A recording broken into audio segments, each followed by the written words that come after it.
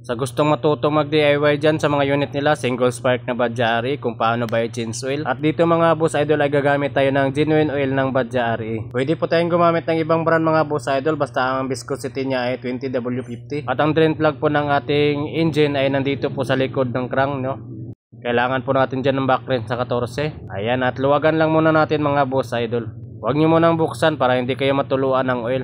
Luwagan na rin natin yung differential na drain plug. Backrange na 11 naman mga boss idol. Pag naluwagan mo na yung dalawang drain plug mga boss idol, unahin lang natin dito sa gear oil bago natin buksan yung sa engine oil para hindi tayo matuluan ng langis mga boss idol. Habang hinihintay natin na maubos yung oil, ay linisin na rin natin muna yung kanyang air filter. Sa kanyang air filter naman ay may 3 clip lang po yan para matanggal natin yung takip. Ang advantage kasi pag tayo lang ang nag-change oil ay hindi na tayo pipila, no? Bibili lang tayo ng oil at mapapalamig pa natin na maayos yung makina. At ang kanyang oil filter naman ay nandito sa bandang kanan, no?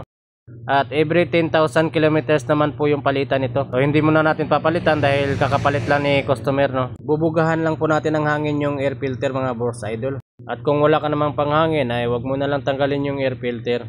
Ayan, at ibabalik lang muna natin yung takip mga boss idol. Ibabalik na rin natin yung mga drain plug mga boss idol.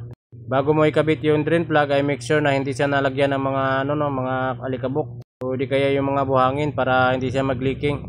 Punasan mo lang ng basahan at make sure na rin na nahigpitan natin yung mga drain plug.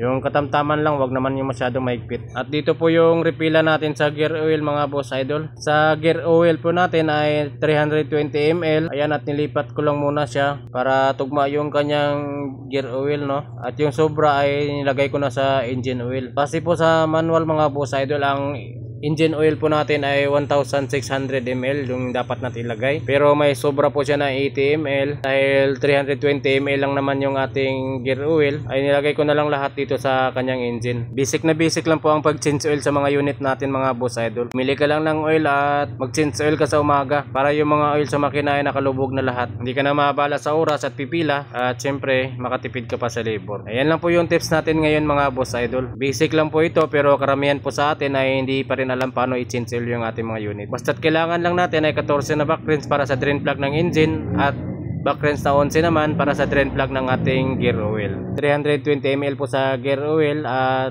1600 ml naman sa engine oil. Maraming salamat po sa inyong lahat mga boss idol.